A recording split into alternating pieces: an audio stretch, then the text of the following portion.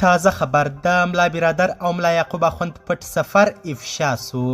امرالله صالح او احمد مسعود له ملا عبدالغني برادر او ملا محمد یعقوب مجاهد سره روسیه کې ویني. دا چې طالبان ولې په پټ سفر روسیې ته تللي، له مقاومت جبهې سره ولې خفیه لیدنه کوي او یاد راز چا او ولې افشا کړ. ویډیو بشپړ تعقیب کړئ، په هر څه به پوه سئ. سلامونه قدرمنو لیدونکو، زموږ مشال پریس چینل ته ښه راغلاست. امرالله صالح او احمد مسعود روسیه کې له برادر او ملا یعقوب اخوند سره ویني.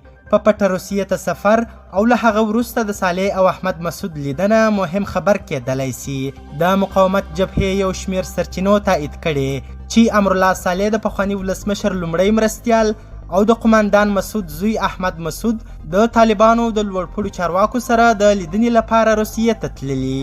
تر دې وړاندې د افغانستان د ملي امنیت پخواني رئیس رحمت الله نبیل وویل چې ملا یعقوب او برادر په پټ سفر مسکو ته تللي، چې اوس تازه بیا یو شمېر سرچینو د صالح او احمد مسعود له دوی سره د لیدنې راپور ورکړی. طالبان د مقاومت جبهې په نوم کسانو سره د روغې جوړې او یو ټول شموله حکومت د جوړېدو په لټه کې دي، ترڅو نړۍ یې ومني او د دوی فرمایشات یې پر ځای کړي وي. په ورته وخت کې د طالبانو د بهرنیو چارو وزیر امیر خان متقي په یو رسمي سفر ناروې ته تللی او هلته د امریکا په ګډون د یو شمېر نورو هیوادونو سره غونډه ده. طالبانو د دې غونډې لپاره خوشبیني ښودلې او ویلي دي چې ښایي د رسمیت پیژندنې پړاو وي.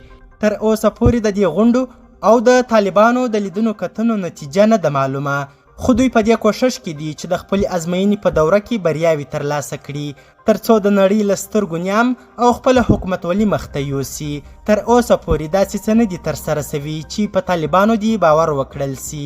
طالبان بیا ادعا لري چې ټول قوانین او شرایط یې چې د یوه دولت لپاره لازم دي پر ځای کړي او اوس د نړۍ نوبت دی چې د دوی جوړ سوی دولت په رسمیت وپیژني. تر اوسه پورې طالبان هیڅ یوه هیواد په رسمیت نه دي پیژندلی. قدرمنو لیدونکو، ډیره زیاته مننه چې ویډیو مو تر اخري شیبو وکتل.